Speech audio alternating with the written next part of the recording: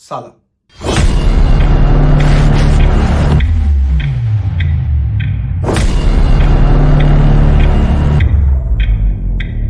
خیلی خوش اومدید به چهارمین ویدیو از مجموعه ویدیوهای عید ما که توی این ویدیو قرار جادویی ببینید، باز هم به نام تلپورت. اگر 3 تا از ویدیوهای قبلی این مجموعه رو ندیدید فقط کافیه بزنید اسم چنل من روی گزینه همه ویدیوها و 3 تا قبل از این ویدیو رو میتونید ببینید. توی این مجموعه ما از 1 فروردین ماه تا 17 فروردین ماه به کوب هر روز دیلی آپلودیم و قرار کلی شواهد بازی خفن به یاد بدم.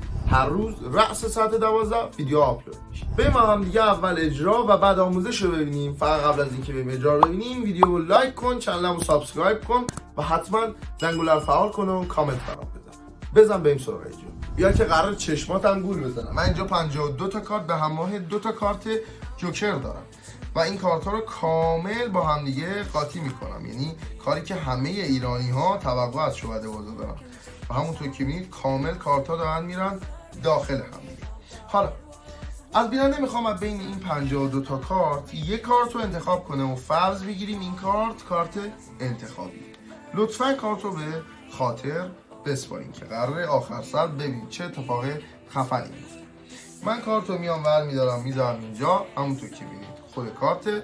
دست کارت رو من میریزم روش و شروع میکنم به مرتب کردن. کات میکنم، دوباره بر میزنم که کامل دیگه کارت ها قاطی بشه.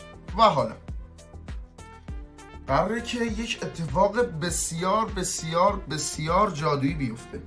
به چه شکلی؟ الان بهت میگم. ببین کارتت الان دقیقاً با یک بشکن من ظاهر میشه. چه شکلی؟ الان بهت میگم. ببین تمام، فقط الان با یه فوت کارتت میاد اینجا. و حالا کارتی که اینجاست رو من بر میدارم میذارمش اینجا و یه بشکن میزنم، یه دونه کارت اینجا ظاهر میشه به نام عدد 4. چرا 4؟ میشماریم 1 2 3 4.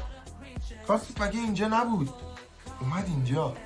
به این میگن تلپورت. و جالبی کار اینه که کارتی که اینجا چیه؟ آس پیک.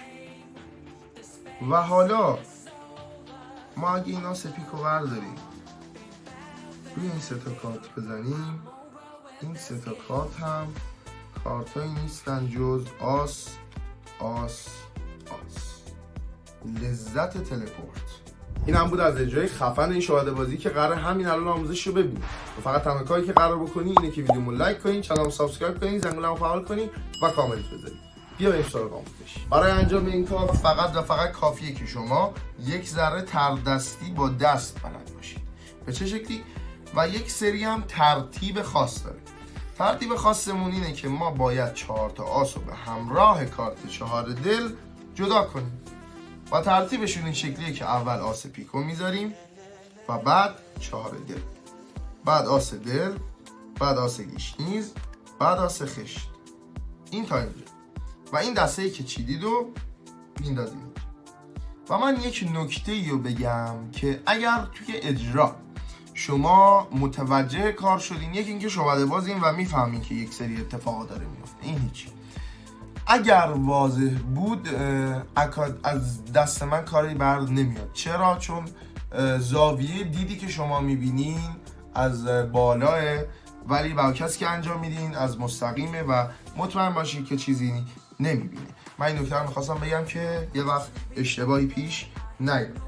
بعد از اینکه این کارو کردین و کارتا رو گذاشتین ته، میریم سراغ بر زدن که بلدید. برو فیک میزنید. اول دست پایینی رو میذارید 5 تا بره، بعد اینا رو میذارید و بر این است.